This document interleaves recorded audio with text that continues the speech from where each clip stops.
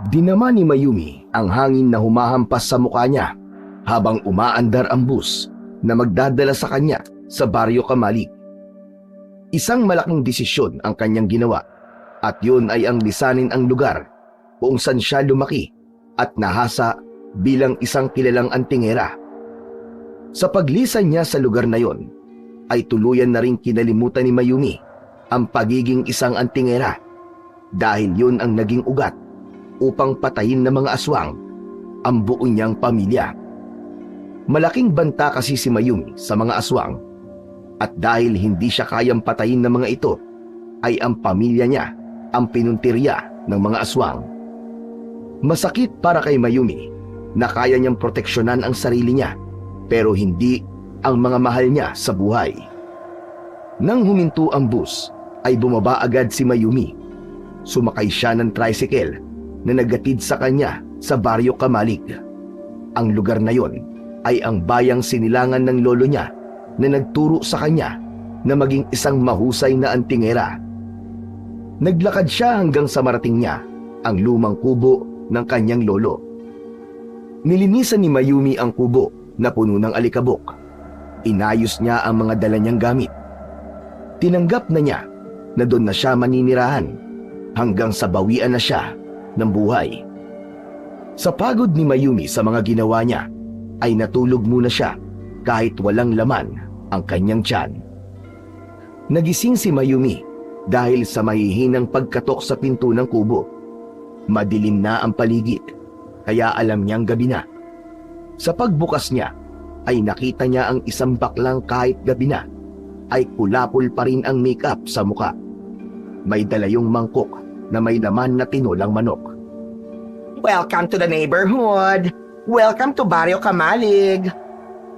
Sino ka? Ano kailangan mo? Magandang gabi. Dinalang kita ng tinola, ha? Ako nga pala si Venus. Bago ka lang ba dito? Nakita ko kasi na pumasok ka rito kaninang hapon, kaya sabi ko, finally, may kapitbahay na rin na Kes. At dapat lang tayo maging neighbor kasi parehas tayong beautiful. Hindi ako tumatanggap ng pagkain sa hindi ko kilala. Umalis ka na. Nakakaistorbo ka sa pagpapahinga ko. Isasarado na sana ni Mayumi ang pinto, pero mabilis siyang pinigilan ni Venus. Wait lang. Ito naman, ang sungit kagad. Gusto ko lang naman makipagkaibigan sa iyo eh. Ano nga palang pangalan mo? Hindi ko kailangan ng kaibigan. Alam mo, masarap ako magluto. At isa sa specialty ko, itong tinola. Native na ninakaw na manok ang ginamit ko rito, kaya masarap yan. Kaya tanggapin mo na. Pa-welcome ko na rin yan sa'yo rito. Hindi ka ba marunong umintindi? Ang sabi ko, hindi ko kailangan ng kaibigan. Pero kailangan mo ng pagkain, ano ka ba? Sure ako na wala kang food. Ikaw din, mahirap kumilos ng gutom. Baka mapano ka. Ay, oo nga pala, may kanin ako. Gusto mo ba dalan din kita dito? Bakit ba ang kulit mo? Umalis ka na! Hindi ko kailangan yung tinola mo. Magsasalita pa sana si Venus, pero tuluyan ng isinarado ni Mayumi ang pinto. Nang marinig niya ang papalayong yabag ng paa nito, ay umupo siya sa sahig na kawayan at nagpakawala ng malalim na paghinga. Sa totoo, ay nagugutom na si Mayumi, ngunit mas pinili niyang hindi tanggapin ang pagkain ni Venus dahil alam niya na maaaring yun ang maging simula ng kanilang pagkakaibigan. Hindi masungit na tao si Mayumi. Ang totoo nga ay masayahin siya, pero kinailangan niyang maging masungit upang hindi magkaroon ng kaibigan. Ang pagkamatay ng pamilya niya ay nagdulot ng malaking takot sa kanya na lahat ng taong magiging malapit sa kanya ay malaki ang tsansang mamatay din dahil sa pagiging antingera niya. Kinabukasan, nagulat si Mayumi nang muli niyang marinig ang boses ni Venus sa labas ng kanyang bahay. Nang buksan niya ang pinto, ay naroon na si Venus na may dalang pagkain. Ikaw na naman? Ano na naman kailangan mo sa akin? Ay, ano ba naman yan? Ang aga-aga pero ang sungit-sungit ng peg mo? Alam mo, hindi ka magkakaroon ng jowa kung ganyan ka. Well, anyway, dinalang kita ulit ng pagkain para sa almusal mo. Sinangag, itlog at tosino na ako ang gumawa ha, take note. Sigurado akong magugustuhan mo itong tosino ko. Ilang beses ko ba sasabihin sa'yo na hindi ko kailangan ng pagkain mo? Oy, ano ka ba? Masama ang tumatanggi sa grasya. Sige na, tanggapin mo na to. Hindi ako aalis dito hanggat hindi mo to kinukuha. Matiim na tiningnan ni Mayumi si Venus. Ngunit kahit anong talim ang tingin niya rito, ay nanatili yun nakangiti. Naisip niya na kung tatanggapin niya ang pagkain na dala ni Venus, ay aalis na yon at hindi na siya guguluhin. Kaya kahit labag sa kalooban niya, ay kinuha ni Mayumi ang dalang pagkain ni Venus at mabilis na isinarado ang pinto. Ipinatong ni Mayumi ang pinggan sa lamesa at tinitigan yon. Napalunok siya dahil mukha talaga yung masarap. Kaya naman natukso na siyang kainin yon. Dagdag pa na hindi siya nakakain ng nakalipas na gabi. Nilantakan ni Mayumi ang pagkain ng nakakamay. Namangha siya dahil masarap talaga ang tosino. Balanse ang tamis at alat nun. Nagulat si Mayumi nang makita niya si Venus na nakasilip pala sa bintana at mukhang kanina pa nito pinapanood ang pagkain niya. Hoy, bakla! Anong ginagawa mo dyan? Mini-make sure ko lang, ateng, na kinakain mo ang luto ko at hindi mo itatapon. O diba? Tama ko, diba? Masarap yan. Oo na, masarap ang luto mo. Pwede bang umalis ka na? Mamaya na. Hihintayin ko pang matapos ka sa pagkain para dadaling ko na pag-alis ko yung pinggan. Akala mo ay isang unggoy na umakyat si Venus sa bintana para makapasok sa loob ng kubo. Humila ito ng isang upuan at humarap kay Mayumi. So ano? Pwede ko na bang malaman ang pangalan mo? Mayumi. Ako si Mayumi. Gasang ka talaga. Mula ako sa Malinaw. Sige lang, kain ka lang dyan. Huwag mong isipin na nandito ako. Dahil sa gutom ni Mayumi, ay hindi niya na pinansin si Venus. Nang matapos siyang kumain, ay agad namang nagpaalam si Venus. Dala ang pinggan nito. Nang mag-isa na si Mayumi sa kubo, ay nagpakawala siya ng isang malalim na paghinga. Hindi niya alam, ngunit tila dahil sa pagiging makulit at masayahin ni Venus, ay naging magaan agad ang loob niya rito. Ang akala ni Mayumi ay huminto na si Venus sa pagdala ng pagkain sa kanya matapos niyang tanggapin ang isang beses ang pagkaing binibigay nito. Ngunit simula lang pala yun dahil sa halos araw-araw na pagdalaw ni Venus ay palagi itong may dalang pagkain. Hanggang sa tuluyan ng naging magaan ang loob niya kay Venus at doon na nga nagsimula ang pagkakaibigan nilang dalawa. Isang gabi, habang nasa bahay ni Mayumi si Venus, ay may sinabi ito na labis na gumulat sa kanya. Alam mo ba, friend? Marami talagang aswang dito sa Baryo Kamalig. Kaya dapat lagi kang alerto at mag-iingat. Naku, ako mabait ako. Pero hindi lahat ng tao rito ay kagaya ko. Yung iba, magaling magpanggap. Pero ang totoo, nagbabagong anyo sa gabi. Anong ibig mong sabihin? Maraming ang aswang dito. Hindi ka ba nakikinig? Hindi ako naniniwala sa mga aswang. Ikaw ang bahala. Basta, nagsasabi at nagpapaalala lang ako sa iyo. Tumahimik si Mayumi. Sinabi niya kay Venus na hindi siya naniniwala sa aswang dahil parte yon ng paglimot niya sa kung sino talaga siya. Ngunit sa loob-loob niya ay muling nabuhay ang takot na matagal niya nang gustong takasan. Isang umaga, naglalakad si Mayumi bitbit ang isang bayong na puno ng pinamili niya sa palengke.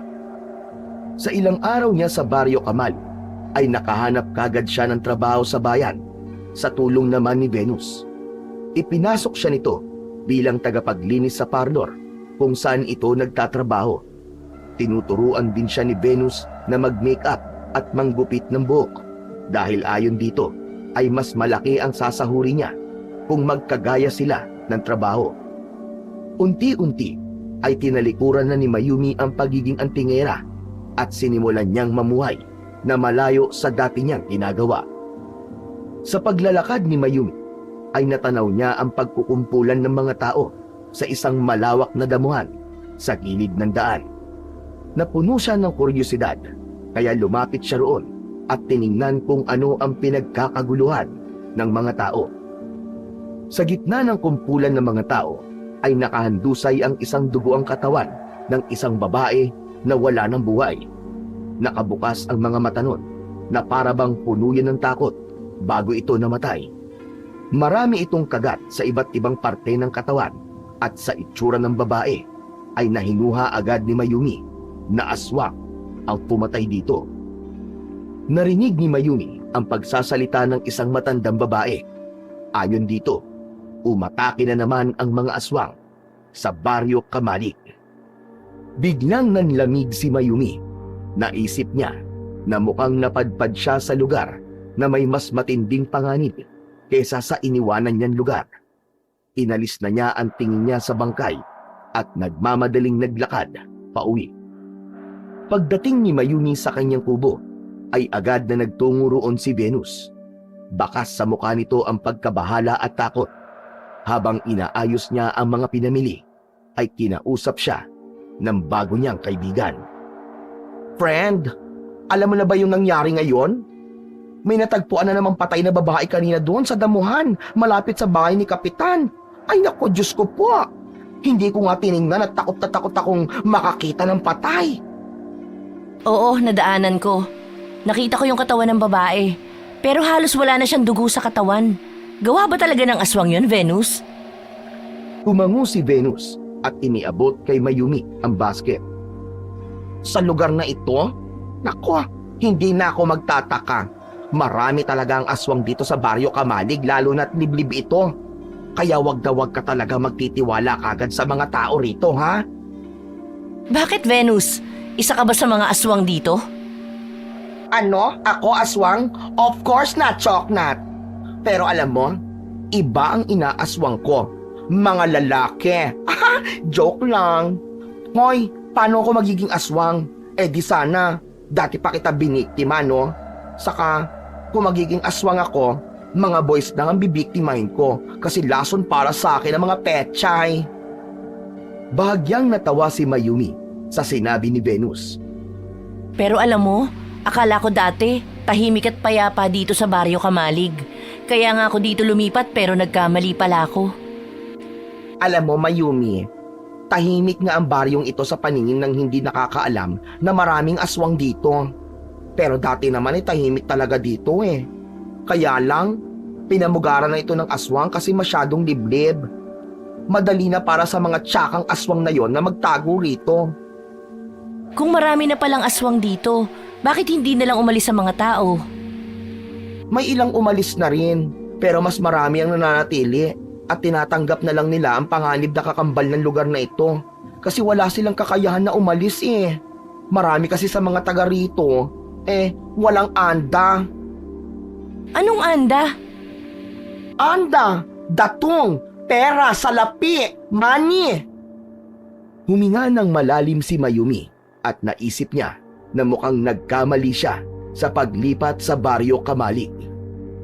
Ay, akala ko nakatakas na ako sa ganitong uri ng panganib.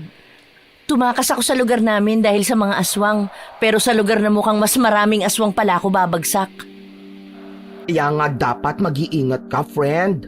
Maraming aswang dito na magaling magtago. Hindi mo alam kung sino ang aswang at sino ang hindi. Kaya dapat hindi ka basta-basta nagtitiwala. Mahirap na, no? Hindi na nagsalita pa si Mayumi.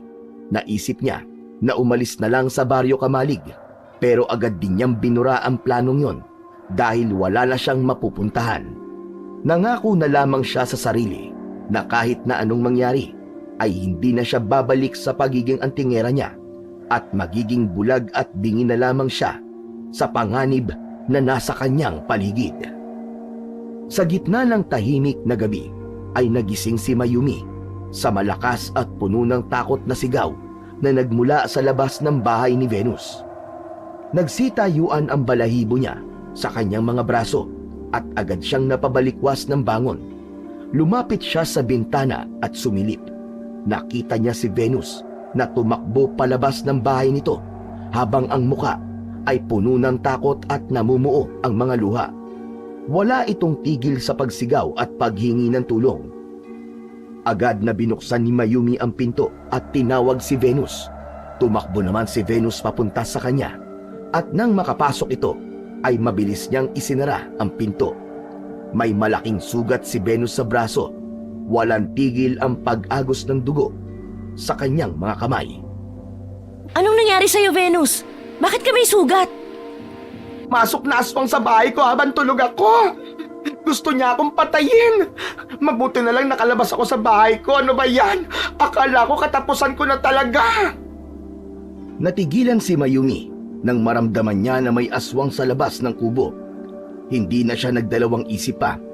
Agad niyang kinuha ang isang maliit na kahon na nakatago sa lagayan niya ng mga damit. Kinuha niya mula roon ang isang anting-anting na nagtataglay ng proteksyon laban sa mga aswang. Isinuot niya yon at walang pag-aalinlangang kinuha ang matalim na itak na nakatago sa gilid ng pinto. Mayumi, anong gagawin mo? Nasa labas pa rin ang aswang. Kailangan ko siyang labanan. Huwag ka nang lumabas, friend. Delikado yan. Hindi mo alam kung gaano kasama ang aswang na yon. Kaya ko ang sarili ko. Basta, dito ka lang. Bago pa man makahirit si Venus, ay lumabas na si Mayumi sa kanyang kubo. Hawak ang itak. Hinawakan niya ng maigpit ang anting-anting na nakasabit sa kanyang leeg at naniwala siya sa kapangyarihan nun. Paglabas ni Mayumi ay biglang may lumitaw na aswang mula sa likod ng punong nakatayo sa labas ng kubo. Nasa harap na niya ang aswang. Isang nilalang na may matutulis na kuko, mabangis na mata at mga pangil na kayang-kayang pumunit ng laman. Umalis ka na rito! Dahil kung hindi, mapipilitan akong tapusin ang buhay mo sa gabing ito! Imbis na matakot ang aswang, ay mas lalo pa yung naging mabangis sa sinabi ni Mayumi.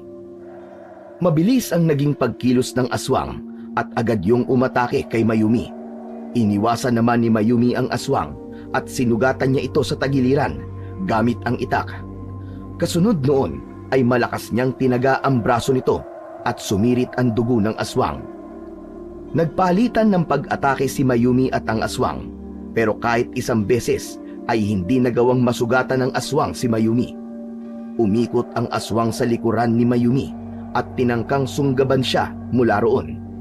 Pero mabilis na lumingon si Mayumi, sabay saksak ng itak sa leeg nito. Napangiti si Mayumi nang masilayan ang gulat sa mukha ng aswang. Sa paghugot niya ng itak ay napaluhod ang aswang sa lupa hanggang sa padapayong bumagsak. Pinaikot ni Mayumi ang itak sa mga kamay niya at matapang na tiningnan ang walang buhay na aswang. Matapos mapatay ni Mayumi ang aswang, ay pumasok siya sa kanyang kubo. Huminga siya ng malalim at tinanggal ang anting-anting mula sa kanyang leeg. Ibinalik niya yon sa kanyang kahon. Umupo siya sa sahig at hindi pa rin siya makapaniwala na muli siyang nakipaglaban sa isang aswang. Si Venus naman ng mga sandaling yon ay humarap sa kanya at masayang pumalakpak. OMG! Grabe, Mayumi!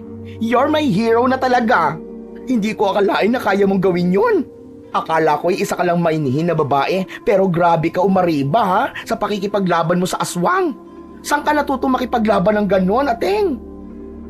Ang lolo ko ang nagturo sa akin. Bata pa lang ako, hinubog na niya ako sa paggamit ng anting-anting at pakikipaglaban sa mga aswang. Wala akong ibang alam na buhay noon kundi ang pagiging antingera. Wow! Bongga! Antingera ka pala kung ganon. Aba, hindi ko talaga inaasahan na may ganyang kang kakayahan ha. Bakit hindi mo naman kagad sinabi sa akin? Kasi tinalikuran ko na ang pagiging antingera at ang pakikipaglaban sa mga aswang. Kaya nga ako umalis sa lugar kung saan ako nakatira kasi kilala na ako ron bilang antingera. Bakit tumigil ka sa pagiging antingera, Day? Okay lang bang malaman? Dahil kasi sa pagiging antingera ko, nagalit ang mga aswang sa akin. Nakita nila ako bilang malaking banta. Kaya isang gabi, inatake nila ang pamilya ko. Pinatay nilang lahat ang mahal ko sa buhay at ayoko nang maulit yon, Venus. May awang tiningnan ni Venus si Mayumi. Hinawakan nito ang isa niyang kamay nang nangilid ang luha niya. Ayoko na ng ganong buhay. Ayoko nang maging sanhi ng kamatayan ng mga mahal ko sa buhay. Gusto ko na lang maging normal na tao. Isang simpleng babae na walang daladalang mabigat na responsibilidad. Kaya ba gusto mo ng tahimik na buhay dito sa Baryo Kamalig? Ganun ba? Oo, yun ang tanging hiling ko. Pero mukhang hindi ko na rin makukuha yun sa lugar na ito. Yung laban ko kanina sa aswang, huli na yun. Gusto ko na lang ng tahimik na buhay, Venus. Iintindihan kita, friend. Don't worry. Wala akong pagsasabihan ng bagay na yan tungkol sa'yo. Promise. Maraming salamat, Venus. Salamat dahil muli ako nagkaroon ng kaibigan dahil sa'yo. Matamis na ngumiti si Venus at binigyan siya nito ng mahigpit na yakap. Umawala na ang mga luhang pinipigilan niya nang maalala niya ang kanyang pamilya dahil sa naging pag-uusap nila ni Venus. Simula noon ay naging sunod-sunod na ang mga atake ng mga aswang sa Baryo Kamalig. Halos gabi-gabi, may balita ng mga taong nawawala o natatagpuang walang buhay. Ngunit pinilit ni Mayumi na wag yung intindihin. Mahigpit niyang kinakalaban ang sariling konsensya at pinaalalahanan ang sarili. Natalikuran na niya ang pagiging antingera at nawala na ang kanyang interes sa mga labanang kagaya nun. Isang umaga, pumunta siya sa palengke para bumili ng gulay. Habang iniisip ang sunod-sunod na pag-atake ng mga aswang at ang mga napapabalitang biktima, ay hindi niya namalayan ang isang lalaking pasalubong sa kanya. Nagbanggaan sila at tumilapon ang mga gulay mula sa bayong ni Mayumi. Ano ba yan? Bakit ba hindi ka tumitingin sa dinadaanan mo? Ay naku, pasensya ka na miss ha. Pero ikaw ang hindi nakatingin sa dinadaanan mo eh. Ako pa talaga sinisi mo? Agad na yumukod si Mayumi upang pulutin ang mga gulay. Nang tulungan siya ng lalaki, ay binigyan niya yon ng matalim na tingin. Huwag mo na nga akong tulungan. Kaya ko na to. Sa susunod, tumingin ka na lang sa dinadaanan mo. Pasensya na miss. Hindi ko talaga sinasadya. Hindi pinansin ni Mayumi ang lalaki. Matapos niyang mailagay sa bayong ang lahat ng gulay, ay malalaki ang hakbang na naglakad siya pabalik sa kanyang kubo. Pag-uwi niya sa bahay, ay biglang bumalik sa isip niya ang lalaking nakabanggaan niya sa palengke. Hindi niya alam kung bakit naglaro ang gwapo ng muka sa kanyang isipan. Isang hapon, habang nagpapahinga si Mayumi sa kanyang kubo, ay may biglang kumatok sa pinto. Bumangon siya at sa pagbukas niya ng pinto, ay nakita niya si Venus na may malaking ngiti. Anong kailangan mo, Venus? Nagpapahinga ako. Amaya ka na magpahinga, friend. Sumama ka na muna sa bahay ko. Bakit? Anong meron sa bahay mo? Meron akong bagong boyfriend. Ipapakilala kita, tara na. Hay naku, hindi ako interesado. Alam mo namang hindi na ako nakikipagkaibigan sa iba, di ba? Naku, ikaw ha. Ang sungit-sungit mo na naman. Bago lang kasi siya rito, friend. Galing siya ng syudad at kailangan niya ng mga bagong friend tulad natin. Venus, hindi ako interesadong makipagkaibigan. Masyado ka naman suplada. Sige na, pagbigyan mo na ako. Makikipagkilala ka lang naman eh. Napabuntong hininga na lang si Mayumi at napilitan siyang tumango. Oo na, sige na, sasama na ako sa'yo. Alam ko naman na hindi mo ako titigilan eh. Sandali at magpapalit lang ako ng damit. Huwag ka na magpalit, Day. Okay na yan. Tara na. Wala nang nagawa si Mayumi nang hilahin siya ni Venus papunta sa bahay nito. Pagdating sa bahay ni Venus, bumungad agad kay Mayumi ang pamilyar na muka ng lalaki. Hindi siya maaaring magkamali. Ang lalaking yun. Ang nakabanggaan niya nung isang araw na lalaki. Nang makita si Mayumi ng lalaki, ay ngumiti ito at kumaway pa sa kanya. Anong ginagawa mo ritong lalaki ka? Ay, wait lang. Magkakilala ba kayo? Hindi ko siya kilala. Bakit para kang Amazona dyan na galit kay Jimmy ha, Mayumi? Mayumi pala ang pangalan mo. Ako nga pala si Jimmy. Hindi pa kami magkakilala, Venus. Pero nakabanggaan ko si Mayumi sa palengke. Nakakahiya nga eh. Kasi nilaglag ko yung mga gulay niya. Kaya, sorry ulit Mayumi ha. Hindi ko naman talaga sinasadya yun eh. Ay, mukhang itinadhana naman pala kayo magkita oh. Napakunot ang noo ni Mayumi at tiningnan ng masama si Venus. Tumigil ka nga dyan, Venus. Huwag mo nga ako itukso sa lalaking yan. Bakit, Day? Bagay naman kayong dalawa ha. Pareho kayong bagong salta dito sa Baryo Kamalig. Pero, malay mo, baka dito talaga kayo dinala ng tadhana. Kasi kayo ang para sa isa't isa, o diba? Akala ko ba ipapakilala mo lang ako? Bakit napunta na sa tadhana na yan? Nagjo-joke lang naman ako, Mayumi. Sige na, pumayag ka na maging friend si Jimmy para dalawa na tayong friend niya, o diba? Para mas masaya. Ama si Venus, sana maging magkaibigan na tayo, Mayumi. Ayos na sa akin nakakilala lang kita, Jimmy. Pero wala akong balak na makipagkaibigan sa'yo. La, suplada na naman siya, oh. Siguro, kaya ayaw mo ako maging kaibigan, Mayumi. Kasi ang gusto mo ay maging kaibigan mo ko. Napakayabang mo naman pala talaga. Alam mo, Venus, uuwi na lang ako. Nagsayang lang ako ng oras dito eh. Imbis na nagpapahinga ako sa bahay. Diyan na nga kayong dalawa. Bahala kayo sa buhay nyo.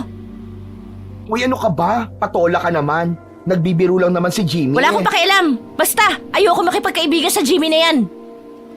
Malikod na si Mayumi at naglakad palabas ng bahay ni Venus. Ngunit nang nasa bahay na siya, ay nabahala siya sa sarili niyang reaksyon kanina. Hindi niya maintindihan kung bakit parang mainit ang dugo niya kay Jimmy. Ngunit hindi rin niya mapigilang isipin ang ngiti ng binata habang siya'y tinutokso nito kanina. Kinagabihan, habang tahimik na kumakain si Mayumi sa loob ng kanyang kubo, ay narinig niya ang boses ni Venus sa labas. Hindi na siya nagulat dahil halos gabi-gabi na lang na dumadalaw ang kanyang masiyahing kaibigan na yon. Binuksan niya ang pinto at nakita si Venus na may dalang mangkok ng sinigang. Hello, friend. May niluto akong sinigang, oh. Baka gusto mo. Sayang naman kung hindi mo matitikman. Halika, pasok ka. Tamang-tama kasi kumakain na rin ako. Nakangiting pumasok si Venus at inilapag ang mangkok sa lamesa. Umupo na rin ito nang umupo si Mayumi. Oh, bakit nandito ka pa? Ako na ang maghahatid ng mangkok mo pagkatapos kong kumain. Hihintayin ko na lang. Saka, meron din akong sasabihin sa iyo, friend eh. Kung tungkol lang yan doon sa mayabang na Jimmy na yon, wag na. Ayoko nang pag-usapan natin ang lalaking yun. Mayumi, hindi naman mayabang si Jimmy eh. Palabiro lang talaga siya kagaya ko. Pero bakit ba ayaw mo maging friend si Jimmy ha? Saka, ang OA-OA naman ang pagtataray mo sa kanya. Ganun ba kalaki ang naging kasalanan niya sa'yo? Pambihira ka naman. Kasi wala na akong balak na makipagkaibigan pa sa iba. Tama na sa akin na meron ako isang kaibigan. At ikaw na yon, Venus. Alam mo, friend, mabait naman talaga si Jimmy eh. Mapagbiro lang talaga siya. Baka naman, pwede mo siyang bigyan ng pagkakataon. Naku, hindi na. Sanay na akong mag-isa. Mas mabuti na yung ganito. Sa totoo lang, masaya na ako na ikaw lang ang kaibigan ko dito sa Baryo Kamalig. Ayoko nang magdagdag pa ng isa.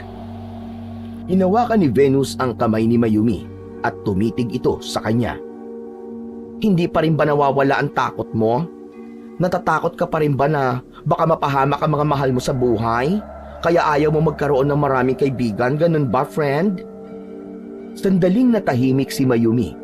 Bumigat ang kanyang dibdib sa tanong na yon. Ngunit hindi niya ito sinagot. Sa halip, pilit niyang iniiwas ang kanyang mga mata sa tingin ni Venus. Mayumi, alam kong marami kang pinagdadaanan. Pero wala ka nang dapat ikatakot ngayon. Huminto ka na naman sa pagiging antingera, di ba? Wala nang dahilan para habulin ka pa ng mga aswang na yon. Napalunok si Mayumi Ngunit nanatili pa rin ang lamig ng kanyang ekspresyon. Kahit papilit niyang sinasabi sa sarili na wala na siyang dapat ikatakot, ay hindi pa rin niya magawang alisin ang takot na baka maulit ang nangyari sa kanyang nakaraan. Tama ka. Natatakot pa rin ako eh. Pinili ko ang tahimik na buhay kasi ayoko nang maranasan ang mawala ng mahal sa buhay dahil lang nakikipaglaban ako sa kasamaan. Ayoko nang maranasan ang sakit na yun, Venus. Kaya sana, maintindihan mo ko kung bakit ayoko magkaroon ng maraming kaibigan. Naiintindihan ko naman ang nararamdaman mo, friend. Hindi naman masama na magkaroon ka ng bagong kaibigan, hindi ba? Saka kung habang buhay kang mabubuhay sa takot, baka hindi ka na maging masaya niyan. Baka pagtanda mo, saka ka magsisi kung bakit hindi mo i-enjoy ang life.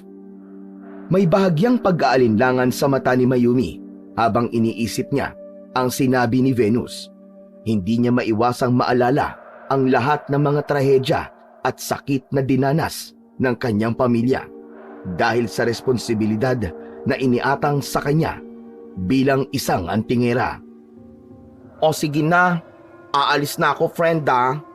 Pero bago ako umalis, gusto ko lang sanang sabihin sa'yo na sana bigyan mo naman ng pagkakataon si Jimmy na maging magkaibigan kayo. Ako na nagsasabi sa'yo, mabuting tao si Jimmy. Tumango na lamang si Mayumi at hindi na kumontra. Matapos magpaalam ni Venus, ay naiwan siyang nakatulala sa malamlam na liwanag ng lampara sa kanyang kubo. Tumitig siya sa mangkok ng sinigang na iniwan ni Venus. Habang iniisip ang sinabi ng kaibigan, ay naguluhan siya. Napaisip siya kung mali ba talaga ang patuloy na pagkulong niya sa sarili o may dahilan kung bakit sinasabi ng tadhana na subukan niya ulit magtiwala. Binalot si Mayumi ng mga alaala ng kanyang nakaraan, ng mga mahal sa buhay na nawala dahil sa kanyang pagiging isang antingera. Inakala ni Mayumi na dahil sa pagtataray niya kay Jimmy ay iiwasan na siya nito. Ngunit tila mas lalo pang nagkaroon si Jimmy ng kagustuhan na makilala siya.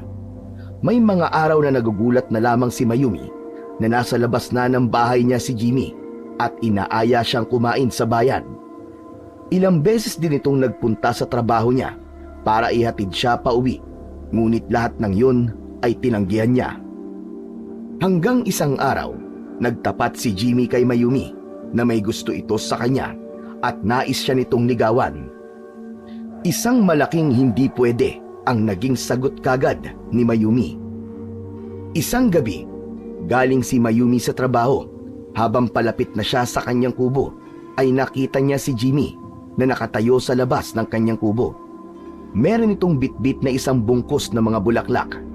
Agad na nagtaas ng kilay si Mayumi at tumigil sa harap ng bintana.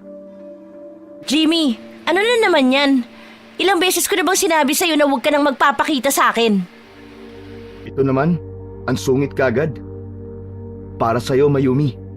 Kahit pa araw-araw mo akong tarayan, hindi magbabago ang katotohanan na gusto kita. Ewan ko sa'yo. Sinasayang mo lang ang oras mo sa akin. Wala kang mapapala sa akin. Tandaan mo yan. Ganun eh, tanggapin mo na lang itong mga bulaklak. Please.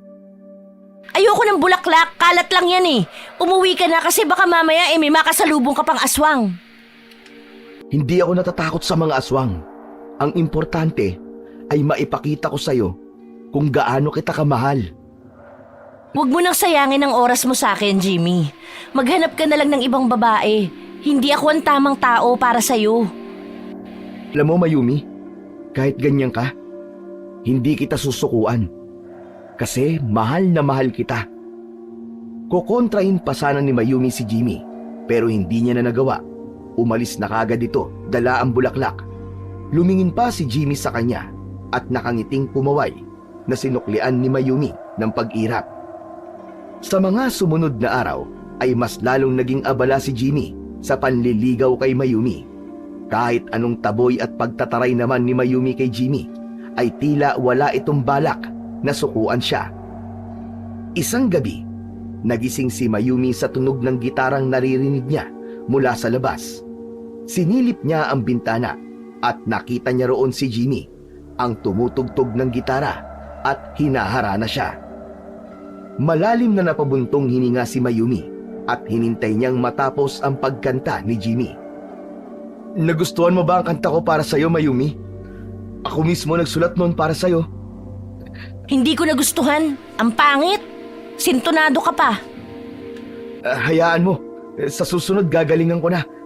Kinakabahan kasi ako ngayon kasi first time kong gawin to eh. Wala nang susunod, Jimmy. Huling beses mo nang gagawin yun sa akin. Alam mo bang gabing-gabi na at nagpapahinga na ako? Istorbo ka! Pasensya na. Hindi ko kasi alam na tulog ka na, Mayumi. Saka wala kasing naghaharana ng umaga eh. Umalis ka na nga at tigilan mo na ang panliligaw sa akin kasi hindi kita sasagutin kahit kailan. Hindi na binigyan ni Mayumi ng pagkakataon na makapagsalita pa si Jimmy at isinarado niya na ang bintana. Sumandal siya sa dingding at hindi niya napigilan ang pagngiti nang dahil sa kilig. Yun kasi ang unang beses na may nagharana sa kanya. Kanina pa niya nais ilabas ang reaksyon na yun pero hindi niya magawa dahil ayaw niya yung makita ni Jimmy. Kinabukasan, habang nag-iigib si Mayumi sa poso, ay napasimangot siya nang makita niya si Jimmy na nakangiting palapit sa kanya. Nang binuwat niya ang 2 timba, ay sinundan siya nito. Aagawin sana ni Jimmy ang 1 timba kay Mayumi, pero iniwas niya yon kaya natapon ng kaunti ang tubig na naroon. Tingnan mo ang ginawa mo, Jimmy! Natapon na ang tubig! Kinukuha ko na kasi pero iniwas mo eh. Yan, natapon tuloy. Ang hilig mo talagang manisi, ano? Una kasi magdadala ng 1 timba. Hirap na hirap ka na eh. Wag na! Hindi ko kailangan ng tulong mo. Umalis ka na nga! Ngunit mapilit si Jimmy. Nagtagumpay itong kunin kay Mayumi ang 1 timba at mabilis itong naglakad papunta sa kubo ni Mayumi. Hoy! Jimmy! Ibalik mo yung timba ko! Isunod mo na lang yung 1 timba! Ako nang bahala rito sa isa! Nagpatuloy si Jimmy sa paglayo kay Mayumi habang bitbit ang 1 timba ng tubig. Nang makarating si Mayumi sa kubo niya, ay nasa labas si Jimmy habang nakangiti ng matamis sa kanya. Ramdam ni Mayumi ang pagiging matyaga ni Jimmy sa panliligaw sa kanya, pero desidido siyang pigilan ang kung anumang nararamdaman niya upang hindi ito mapahamak. Isang gabi, habang nakahiga si Mayumi, ay biglang sumagi sa isip niya si Jimmy. Aminado siya na kinikilig siya sa mga bagay na ginagawa ni Jimmy para sa kanya at nakokonsensya siya sa pagsusungit niya rito.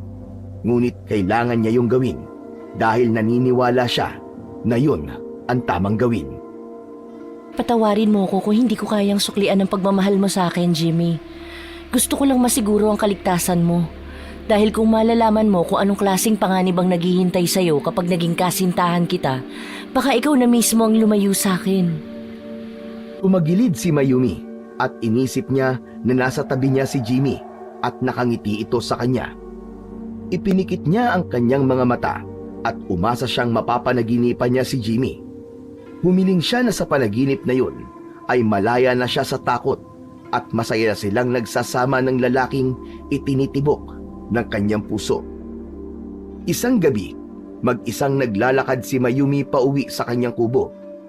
Galing siya ng trabaho at hindi niya kasabay si Venus sa pag-uwi dahil meron itong pinuntahan pagkatapos nila sa trabaho.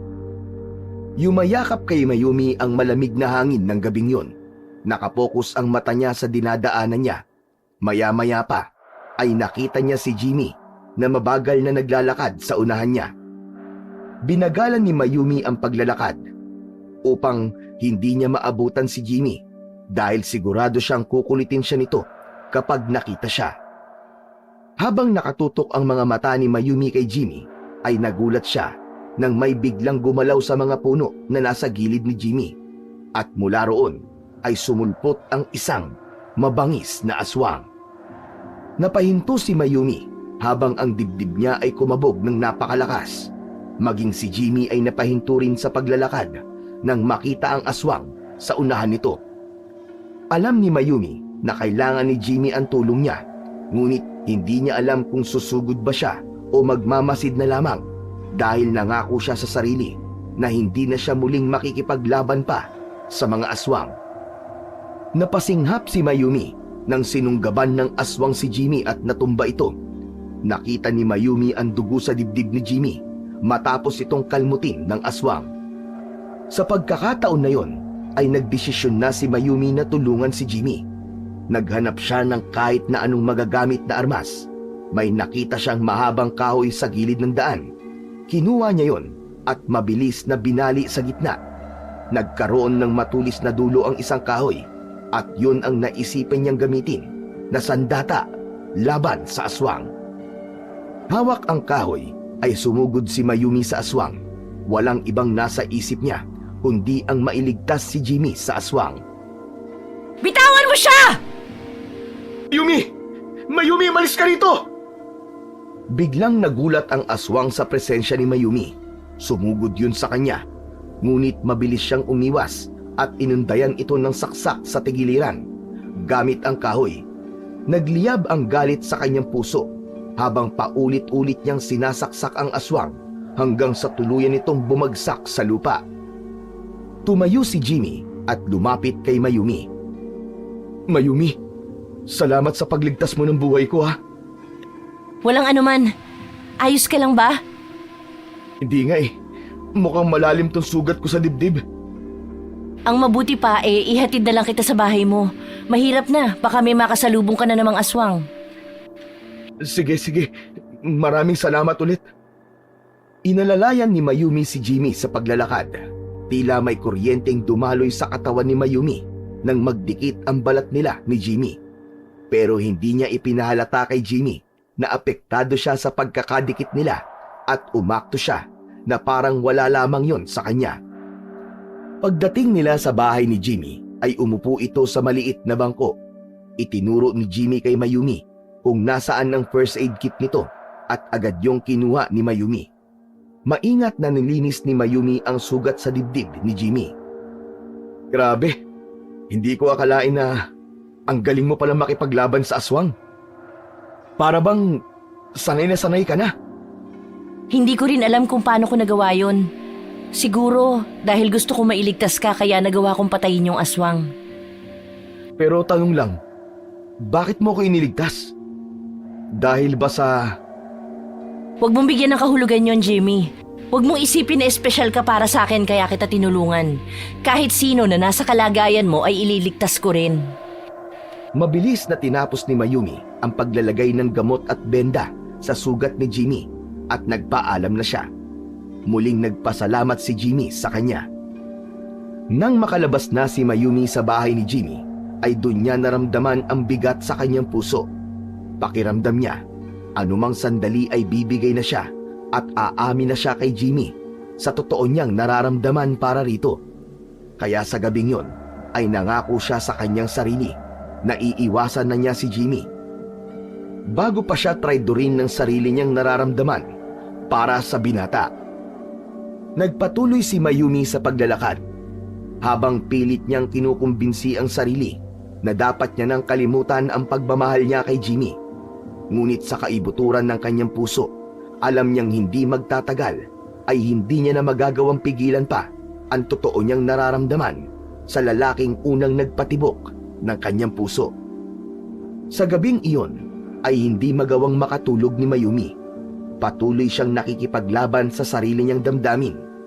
Nahinto ang pag-iisip niya nang marinig niya ang nakakakilabot na sigawan mula sa labas. Dahan-dahan siyang lumapit sa bintana at halos huminto ang kanyang hininga nang makita niya ang kalunos-lunos na pangyayari sa Baryo Kamalig. Naroon ang mga aswang at inaatake ang mga tao kahit pa nasa loob ng bahay ang mga yon. May ilang nagtangkang pumasok at tumakas, ngunit walang nakaligtas sa mabilis na kilos ng mga aswang. Isinarado ni Mayumi ang bintana at lumayo roon. Nagtungo siya sa isang sulok ng kubo. Umupo siya roon habang yakap ang kanyang sarili. Magkakasunod na naglaglagan ang kanyang mga luha. Nais niyang tumulong. Nais niyang labanan ang mga aswang at iligtas ang mga taga-Baryo Kamalig. Ngunit bumalik ang takot niya na baka kapag lumaban siya ay balingan ng mga aswang ang mga mahal niya sa buhay. Patawarin niyo ako. Hindi ko kayo pwedeng tulungan. Patawad. Pangpatuloy ang mga sigawan sa labas, ay patuloy na isiniksik ni Mayumi ang sarili sa isang sulok ng kanyang kubo. Tinakpan niya ang kanyang mga tenga upang kahit paano ay hindi niya marinig ang paghingi ng tulong ng mga tao sa labas. Mas naging matindi ang bawat sigaw ng mga nasasaktang tao, ngunit pinilit niyang isantabi ang lahat ng iyon. Nagising si Mayumi kinaumagahan na may bigat sa kanyang dibdib. Mahapdi ang kanyang mga mata mula sa magdamag na pagluha. Lumabas siya ng kubo at naglakad patungo sa bahay ni Venus upang alamin ang nangyari. Sa kanyang paglapit, nakita niya si Jimmy at Venus na nag-uusap sa labas. Bakas sa mukha ng dalawa ang lungkot at takot. "Oh, kumusta ka, Mayumi? Hindi ka ba inatake ng mga aswang sa kubo mo?" Hindi. Walang aswang na nagtangkang pumasok sa kubo ko. Friend, maraming namatay kagabi. Nakakalungkot na may mga batang nadamay.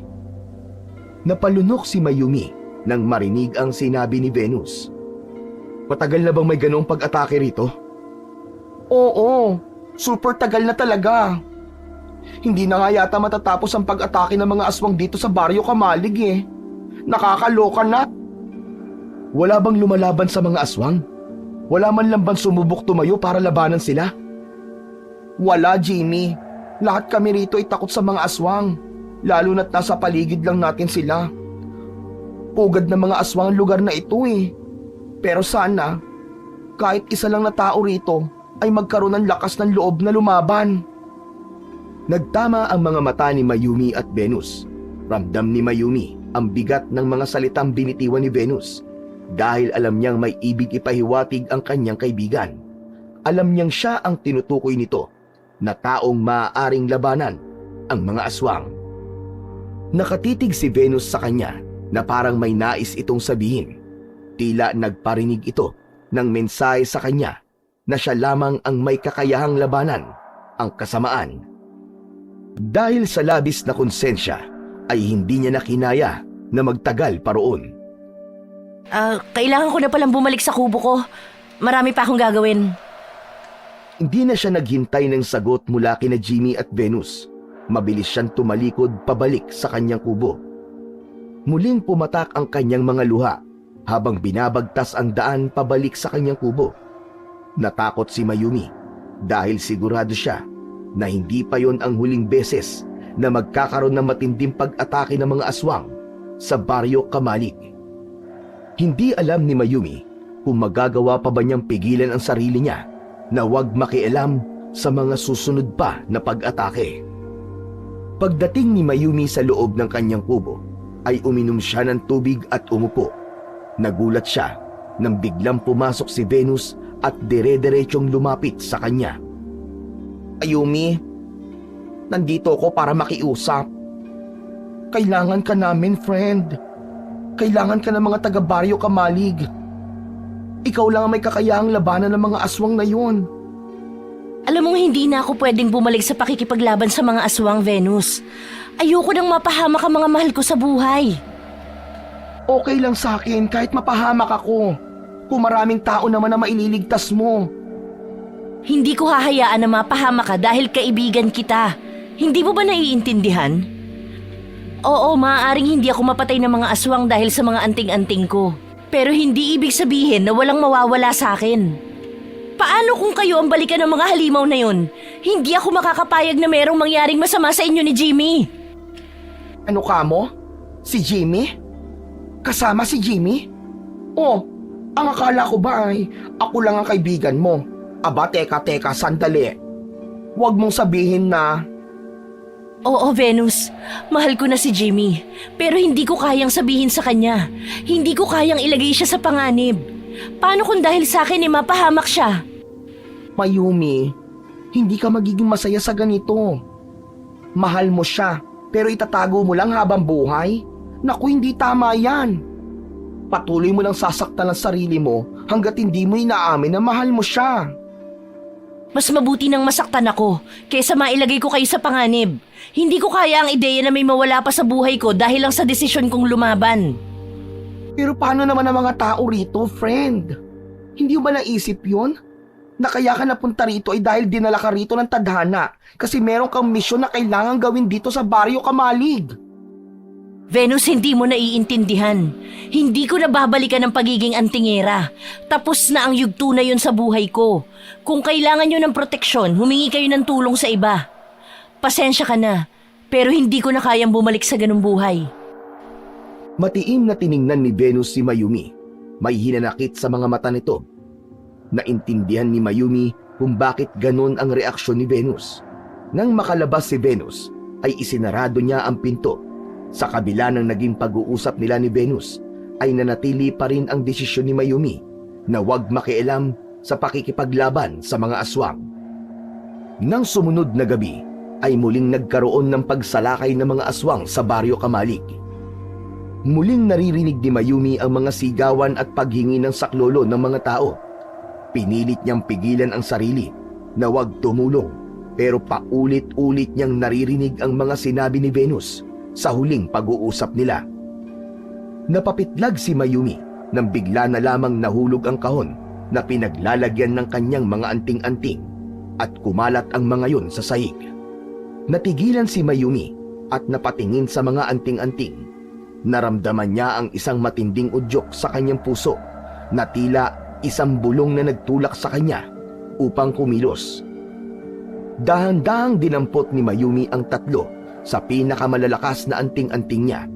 Ang anting-anting laban sa dilim, ang pangontra sa kapangyarihan ng mga aswang, at ang nagbibigay ng lakas sa sino mang may suot noon. Isinuot niya ang mga yon at muli niyang naramdaman ang paggapang ng kakaibang lakas at proteksyon sa kanyang katawan. Kinuha ni Mayumi ang itak at buntot ng pagi na matagal niya nang hindi ginagamit. Buong tapang na lumabas siya ng kanyang kubo. Nang sandaling iyon, ay buo na ang loob niya na bumalik sa pagiging antingera upang labanan ang mga aswang. Nakita ni Mayumi ang ilang aswang na nagtangkang makapasok sa bahay. Hindi nagdalawang isip na sumugod si Mayumi. Sa unang aswang na lumapit sa kanya, ay mabilis niyang iniwasan ang matatalim nitong kuko at isang mabilis na taga ng itak ang pinakawalan niya na tumama sa leeg mismo ng aswang. Agad yung bumagsak sa lupa at nawalan ng buhay. Naging sunod-sunod ang paglapit ng iba pang mga aswang, ngunit isa-isa yung namatay at napaatras sa husay at tapang ni Mayumi. Sa bawat galaw niya, ay ipinakita niya ang kanyang kahusayan sa pakikipaglaban. Ang bawat galaw niya ay kalkulado at bawat pag-atake niya ay may isang aswang na bumabagsak at namamatay. Isa pang aswang ang sumugod mula sa kanan niya, ngunit mabilis yung sinalubong ni Mayumi ng kanyang itak na tumagos sa katawan nito. Hindi nagtagal, nagsimulang umatras ang mga natitirang aswang. Takot na takot ang mga yon kay Mayumi. Ang ilan ay hinabol pa ni Mayumi at sinubukan niyang patayin hanggang sa wala nang natirang aswang sa Baryo Kamalig. Nang matiyak ni Mayumi na wala ng aswang na natitira, ay nagmadali siyang bumalik sa kanyang kubo. Kasabay ng mabilis niyang mga hakbang ay ang kabog ng kanyang dibdib, hindi dahil sa takot para sa kanyang sarili, kundi dahil sa takot para sa mga taong mahal niya, sina Venus at Jimmy. Sa pagbabalik ni Mayumi sa kubo, ay isang malamig na kaba ang bumalot sa kanyang puso. Alam niya na hindi nalihim sa mga aswang ang kanyang lakas at kakayahan. Isang matinding takot ang bumalot sa kanya na baka isang araw, gaya ng nangyari noon sa kanyang pamilya, ay bumalik ang mga aswang at gawan ng masama ang mga taong malapit sa kanya. Patawarin niyo ko, Venus, Jimmy. Sana hindi sila gumanti sa inyo. Sana ako na lang ang harapin nila. At sa gabing yun, bagamat nanalo siya sa labanan, ay ramdam ni Mayumi ang takot para sa buhay ng dalawang tao na malapit sa kanyang puso. Hanggang sa isang desisyon ang biglang nabuo sa utak ni Mayumi. Nagdesisyon siya na tuluyan ng lumayo kina Venus at Jimmy. Hindi niya na kayang ipagsapalaran ang kaligtasan ng mga ito. Mabilis siyang nag-impake ng kanyang mga gamit. Ilang piraso ng damit, ang kanyang itak, buntot ng pagi at lahat ng kanyang mga anting-anting. Matapos na mag-impake ay lumabas na siya ng kanyang kubo. Ngunit sa kanyang paglabas ng kubo ay nakita niya si Jimmy na nakatayo sa harap ng kubo na tila naghihintay ito roon.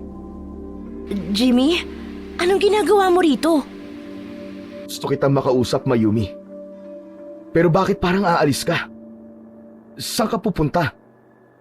Wala ka nang pakialam sa pupuntahan ko. Wala akong obligasyon na sabihin sa'yo kung saan ako pupunta dahil wala ka lang sa buhay ko. Mayumi, nakita kita kanina. Nakita ko kung paano mo harapin ang mga aswang. Grabe, napakahusay mo. Aral na aral ang mga galaw mo sa pakikipaglaban. Kaya hindi na ako naniniwala na nagagawa mo lang makipaglaban sa mga aswang dahil sa bugso ng iyong damdamin, Mayumi. Mayumi, umamin ka. Sino ka ban talaga? Napabuntong hininga si Mayumi. Sa pagkakataong yon, alam niyang wala na siyang magagawa kundi sabihin kay Jimmy ang katotohanan. Isa akong antingera, Jimmy. Ginagamit ko ang aking mga anting-anting para makipaglaban sa mga aswang. Pero matagal ko nang itinigil ang bagay na yon dahil napahamak ang pamilya ko. Sila ang binalikan ng mga aswang na kalaban ko. At ayoko nang mangyari ulit yun kaya lalayo na lang ako rito sa Baryo Kamalig. Ayoko may mangyaring masama kay Venus dahil siya na lang ang nag-iisang kaibigan na meron ako. Nagdesisyon na akong labanan ng mga aswang dito at nais kong isipin ang mga aswang na mag-isa ako sa buhay. Para kung meron man silang sasaktan, ako na lang at wala nang ibang madadamay. Hindi mo kailangan lumayo sa amin, Mayumi. Hindi ko kayang hindi ka nakikita sa araw-araw. Hindi mo ba naiintindihan ang mga sinabi ko? Kailangan kong lumayo, Jimmy. Lahat ng taong mahalaga sa akin ay napapahamak dahil sa pakikipaglaban ko sa mga aswang. Baka kapag nalaman ng mga aswang na kaibigan ko si Venus ay may gawin silang hindi maganda sa kanya. Kung mananatili ako, baka ikaw at si Venus ang pag-initan ng mga aswang. Ayokong maulit ang nangyari nun sa pamilya ko. Ayokong pati ikaw ay saktan nila ng dahil sa akin. Natigilan si Jimmy sa sinabi ni Mayumi. Napanganga ito. Doon lang napagtanto ni Mayumi ang kanyang nasabi at alam niyang wala ng paraan upang mabawi niya yon. Tama ba narinig ko, Mayumi? Hindi lang si Venus ang mahalaga sa buhay mo, kundi maging ako rin. Pakiusap. Huwag ka na magsinungaling sa akin. Kasi nahihirapan na akong alamin kung ano ba talaga ang totoong nararamdaman mo para sa akin. Ramdam ko na mahal mo ako, Mayumi. Pero iba ang ipinapakita mong pagtrato sa akin. Oo, Jimmy. Mahal kita. Pero mas pipiliin kong lumayo para protektahan ka. Mas mabuti nang hindi ako masaya, basta ligtas ka. Ganon. Hahayaan mo akong tulungan kang makipaglaban sa mga aswang. Kung talagang mahal mo ko, bakit hindi mo ko bigyan ng pagkakataong makipaglaban kasama mo? Mariin na umiling si Mayumi. Jimmy, kung talagang mahal mo ko, irerespeto mo ang gusto kong gawin at hahayaan mo ko sa desisyon ko. Mas magiging ligtas ka nang wala ako sa tabi mo. Tahimik na napatungo si Jimmy.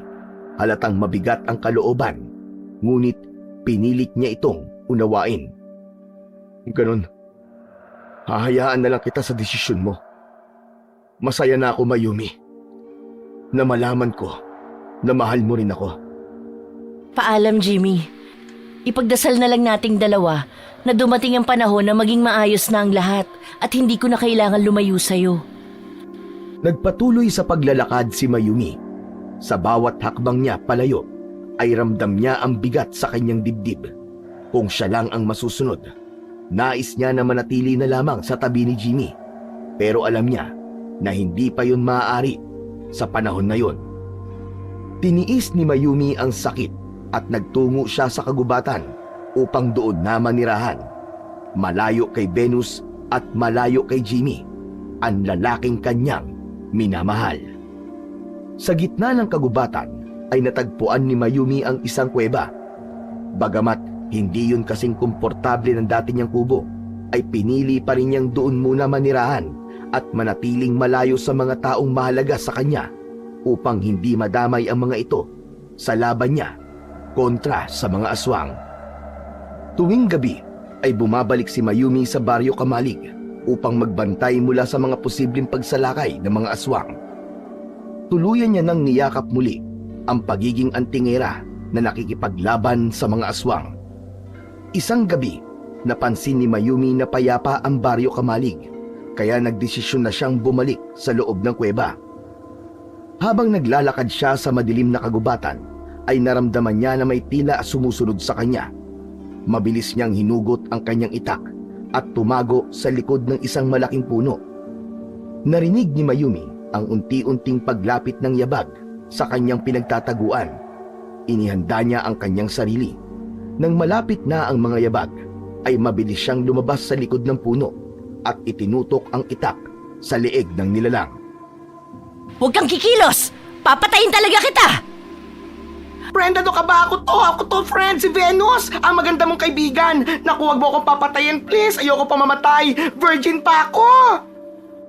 Mabilis na inalis ni Mayumi ang itak sa leeg ni Venus. Ha? Venus? Anong ginagawa mo rito?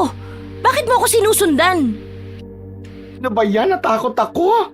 Kala ko katapusan ko na. Kasi mangyaring nakita kita kanina sa Baryo Kamalig. Kaya sinundan kita kasi gusto ko malaman kung saan ka nakatira ngayon. Nag-aalala kasi kami ni Jimmy sa'yo, Mayumi. Hindi mo na dapat ako sinundan, Venus. Umalis na nga ako sa Baryo Kamalig para makalayo sa inyo ni Jimmy, di ba? Bumalik ka na sa bahay mo. Umalis ka na, Venus. Hindi ako aalis, Mayumi. Saka, nagdala ako ng mga pagkain para sa'yo. Alam kong hindi sapat ang mga nakukuha mong pagkain dito sa gubat, kaya alam kong kailangan mo mga ito. Tingnan mo nga ang sarili mo, oh. Ang payat-payat mo na. Saka ba nakatira dito? Napabuntong hininga si Mayumi. Alam niya na hindi siya titigilan ni Venus hanggat hindi niya ito dinadala sa kanyang tirahan sa gubat. Wala siyang magawa kundi isama si Venus patungo sa kuweba. Tahimik silang naglakad habang si Venus naman ay palinga-linga sa masukal na daanan. Nang makarating sila sa kuweba, ay tahimik na tumingin si Venus sa paligid. Friend, paano mo natitiis na manirahan sa ganitong klase ng lugar? Nakakaawa naman ang kalagayan mo dito. Para kang daga. Ayos na sa akin ito. Kaysa malaman ng mga aswang kung sino-sino ang mga taong mahalaga sa akin. Mas pipiliin ko ng mag-isa dito. Gusto kong isipin ng mga aswang na wala akong mahal sa buhay at wala silang maaaring gantihan. Pero si Jimmy, palagi kanyang hinahanap, Mayumi. Halos araw-araw tinatanong niya ako kung may alam ako kung nasaan ka. Hindi siya tumitigil sa pag-aalala at paghahanap sa'yo. Venus, makikiusap ako sa'yo. Huwag mo sabihin kay Jimmy kung nasaan ako. Mas mabuti nang hindi niya alam. Umamin na kasi ako sa kanya na mahal ko siya, kaya sigurado ako na mas lalong titindi ang kagustuhan niyang malaman kung nasaan ako. OMG! Talaga ba? Umamin ka na kay Jimmy? Pero friend, naaawa pa rin ako para kay Jimmy. Kaya pala ganun na lamang kagustuhan niyang malaman kung nasan ka. Kasi alam na niyang mahal mo siya. Alam kong nasasaktan siya kasi hindi niya ako maaaring makasama.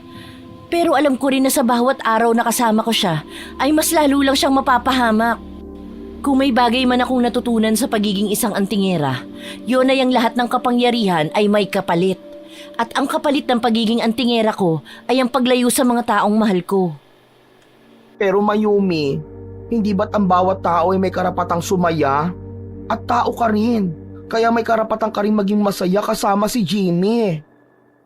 Mas mabuti nang isuko ko ang sarili kong kaligayahan kapalit ng kaligtasan niyo ni Jimmy. Hindi ko kayang makita si Jimmy o ikaw na mapahamak dahil lang sa pakikipaglaban ko sa mga aswang. Mas pipiliin kong maging mag-isa kaysa mawala kayo sa buhay ko. Okay, sige. Naiintindihan ko na. Kung yan ang desisyon mo, Mayumi, rerespetuhin ko yan. Pangako, hindi ko sasabihin kay Jimmy kung nasaan ka. Pero sana, tandaan mo ha, na hindi ka nag-iisa. Nandito kami ni Jimmy para sa'yo kahit na ano pang mangyari. Salamat, Venus.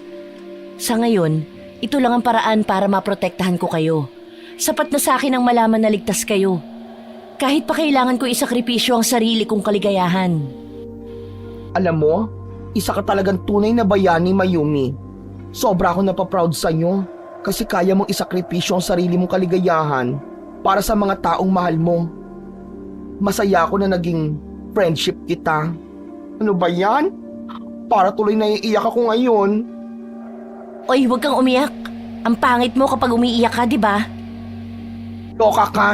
Nilait mo pa talaga akong bruha ka. Nagyakapan sila ng maigpit.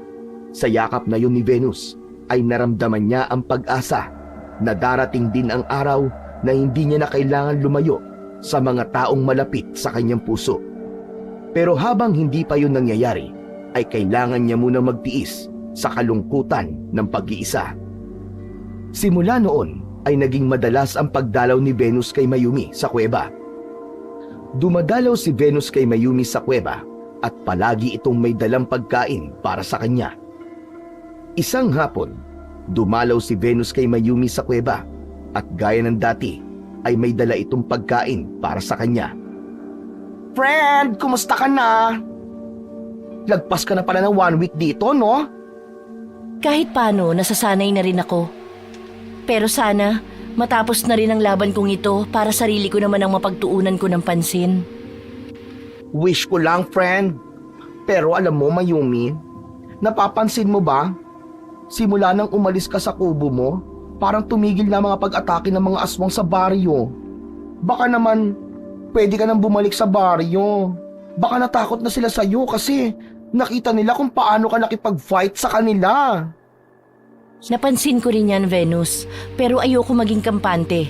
Alam kong hindi basta titigil ang mga aswang, lalo na kung alam nilang may antingera na lumalaban sa kanila. May pakiramdam akong naghahanda lamang sila at nagbabalak ng mas malaking pag-atake. Kaya't hindi ko pa kayang bumalik sa Baryo Kamalig hanggat hindi ko nasisiguro ang kaligtasan ng lahat. Sa bagay, may point ka rin naman. Pero kung sakaling kailanganin mo kami, Jamie, ha? Nandito lang kami, huwag mong kalimutan yon. Huwag mong isipin na mag-isa ka sa laban na ito. Salamat, Venus. Alam kong nandyan ka palagi para sa akin. Pero yung pagdalaw mo sa akin dito at pagdadala ng pagkain ay napakalaking bagay na para sa akin. Si Jimmy pala, kumusta siya? Ayon, palaging nagtatanong sa akin kung alam ko ba kung nasaan ka. Pero syempre, hindi ko sinasabi sa kanya na nandito ka sa kuweba. Basta, huwag mo sasabihin sa kanya kung nasan ako. Oo naman, no. Nag-promise ako sa iyo eh. O siya, aalis na ako. Baka abutan pa ako ng dilim sa daan. Mahirap na.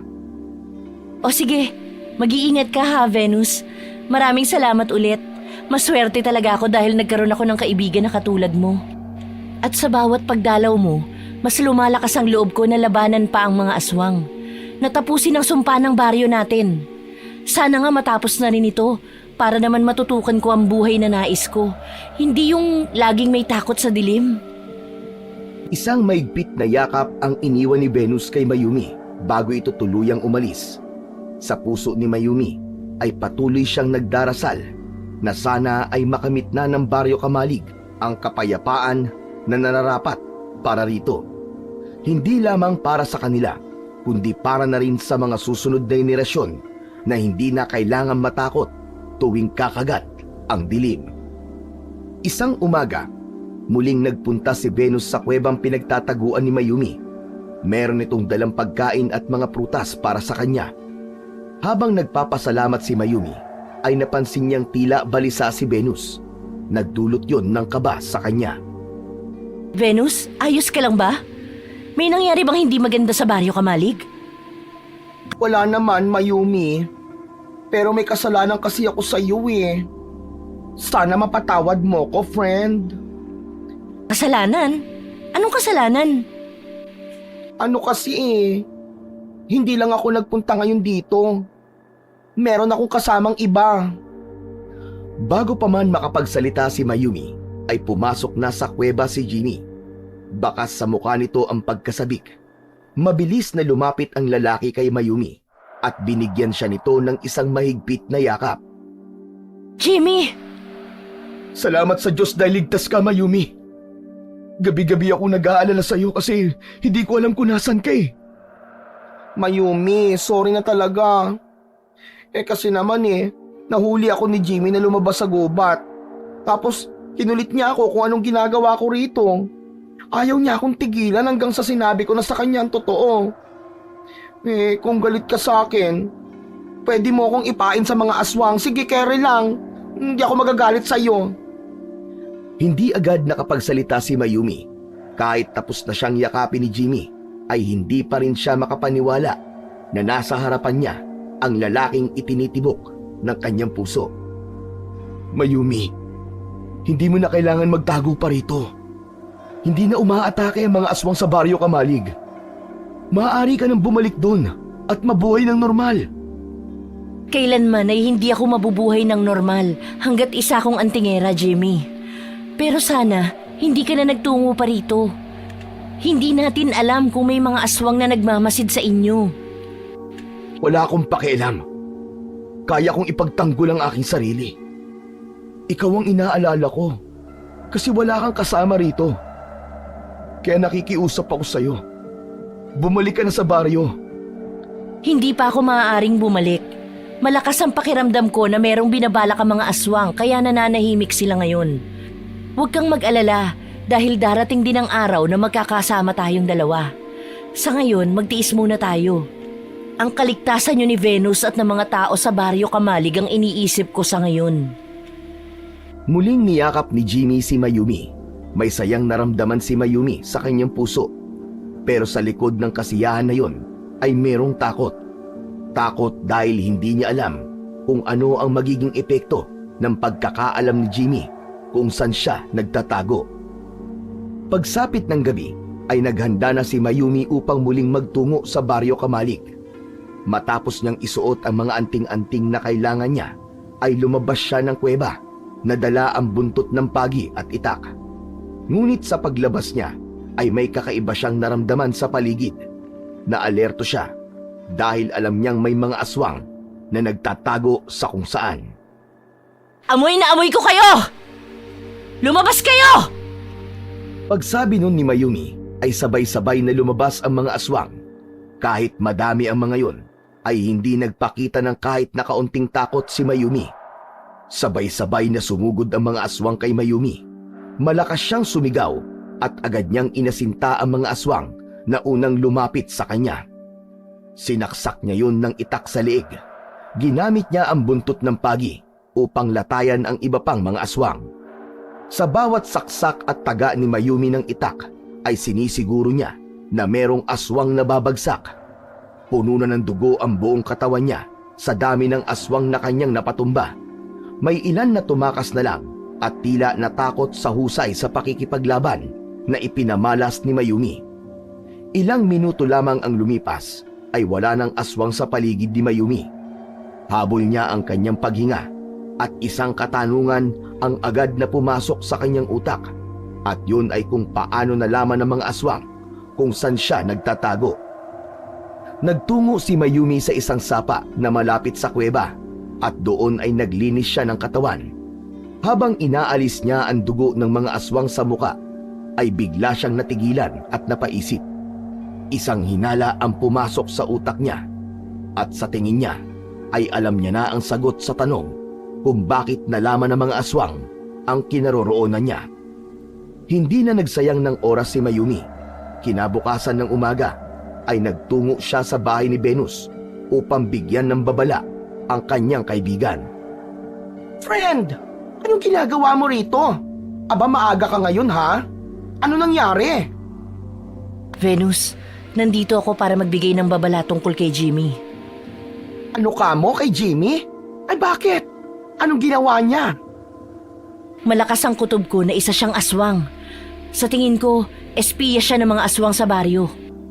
Nako friend ha, mabigat na paratang yan. Sigurado ka ba sa sinasabi mo? Parang imposible naman yata. Kilala ko si Jimmy. Hindi siya ganong klase ng tao. Alam kong mahirap paniwalaan, pero pakinggan mo ko. Kagabi, umatake ang mga aswang sa kuweba ko. Napakarami nila at alam ko may nagbigay ng impormasyon sa kanila tungkol sa kinaroroonan ko. Hindi ba't kahapon ng umaga dinala mo si Jimmy sa kuweba?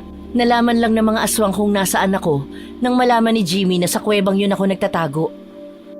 Ako, hindi ko alam sasabihin ko, Mayumi. Naguguluhan ako. Hindi ko maisip na magagawa ni Jimmy ang ganon. Ayokong mapahamak ka. Hindi ko sinasabing iwasan mo siya kasi baka makahalata siya na alam mo na kung ano talaga siya. Ang gusto ko ay handa ka kung sakaling totoo ang hinala ko. Matapos na mabigyan ni Mayumi ng babala si Venus, ay hindi na siya nagtagal paroon. Bumalik na siya sa kuweba at inihanda niya ang kanyang sarili dahil ramdam niya na haharap siya sa isang matinding laban anumang oras.